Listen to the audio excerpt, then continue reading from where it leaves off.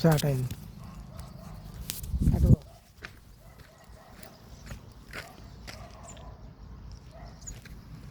ఆ ఫోటో కూడా అది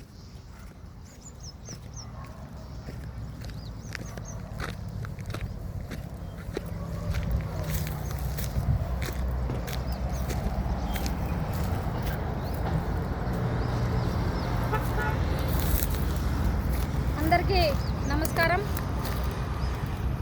ఇక్కడ మానకొండూరు దగ్గర జ్వాలగుట్ట, ఇది మా తెలంగాణ ఉద్యమకారుల జేఏసీ ఆధ్వర్యంలో గుడిసెలు కూడా వేసుకున్నాం. ఇక చిల్లకాళ్ళం అంతా అధికారులందరూ ఆ రోజు చేసిన పరిస్థితి మీరు అందరికీ తెలుసు.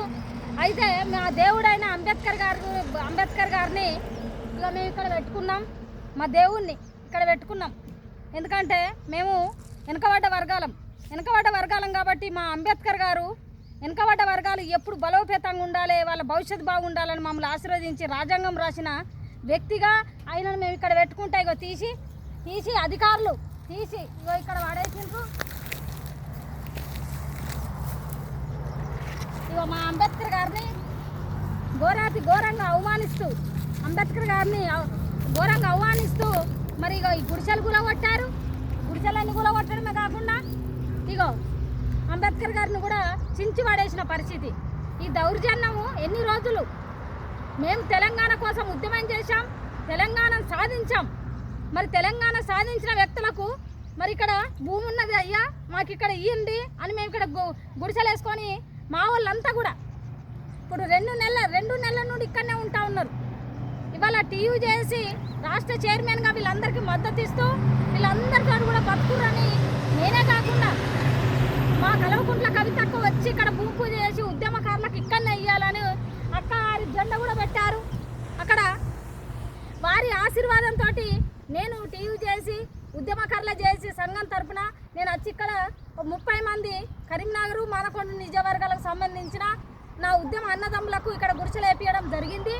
కానీ అధికారులు నెల 2 నెలలు మరి సైలెంట్గా ఉండి హఠాత్తుగా మా మీద వాడి ఇక అంబేద్కర్ బొమ్మను తుక్కు ఇక్కడ పెట్టుకుంటే తీసిపడేసి గుడిసెలను ధ్వంసం చేసి ఇలా చేశారు. ఆ రోజు కూడా కూలగొట్టేటప్పుడు మేము ఒకటే అడిగాం, మరి ఎందుకు కూలగొడతా ఉన్నారు, మేము ఏం అన్యాయం చేసినాం, తెలంగాణ కోసం ఉద్యమం చేయలేదా, మా మీద కేసులు లేవా అని నేను అడిగినప్పుడు మా ఎమ్మెల్యే సాబు మరి కవ్వంపల్లి సత్యనారాయణ గారు ఫోన్ చేశారు.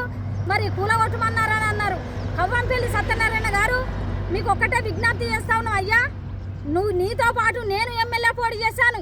ఈ మానకొండూరు నియోజకవర్గ ప్రజల మీద నీకెంత తక్కువ ఉంటుందో నాకు అంతే ఉంటుంది. నేను కూడా పోటీ చేశాను, నీ అదృష్టం మంచిగా నువ్వు గెలిచావు, నేను ఓడిపోయాను. కానీ వల్ల పేదవాళ్ళు ఉద్యమకారులు ఇక్కడ బతుకుదామని 2 నెలల నుండి ఇక్కడ ఉంటే నువ్వు కూలగొట్టుమని వాళ్ళందరికీ చెప్పడము ఇది దుర్మార్గం. ఈ అంబేద్కర్ గారి బొమ్మను కూడా అధికారులు చింపి పడేశారు. మరి ఎవరికి మీరు విలువనిస్తారు? మీరు ఏ రాజ్యాంగం ప్రకారం మీరు ఇవాళ జాబ్ చేస్తూ ఉన్నారో మాకు తెలియజెప్పాలి. అధికారులు కూడా మరి అధికారులు చింపి పడేయడము, గుడిసెలను కూలగొట్టడము, చింద్రమంత్రం చేయడము ఉద్యమకారుల ఆత్మగౌరవాన్ని దెబ్బతీస్తూ ఉన్నారు.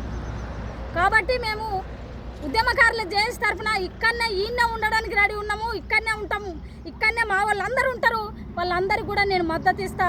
అదేవిధంగా అధికారులు కానీ ప్రభుత్వం కానీ ఉద్యమ అన్నదమ్ములందరూ కూడా మాకు ఇక్కడ ఉన్న అన్నదమ్ములందరికీ కూడా ఉద్యమ అన్నదమ్ములకు అక్క చెల్లెలకు మద్దతు ఇవ్వాల్సిన అవసరం ఉంది. వాళ్ళ కోసం నేను పోరాటం చేస్తూ ఉన్నా. మానకొండూరు నియోజకవర్గ ప్రజలంటే నాకు కూడా ప్రాణమే. వాళ్ళ కోసం నేను ప్రజల ముందుకు పోయినా. ఇప్పుడు కవ్వంపల్లి అదృష్టం మంచిగా ఆయన గెలిచాడు, మేము ఓడిపోయాము అంతే తప్ప ప్రజలకు నీకే ప్రేమ ఉన్నట్టు మాకు కూడా ప్రేమ ఉంది.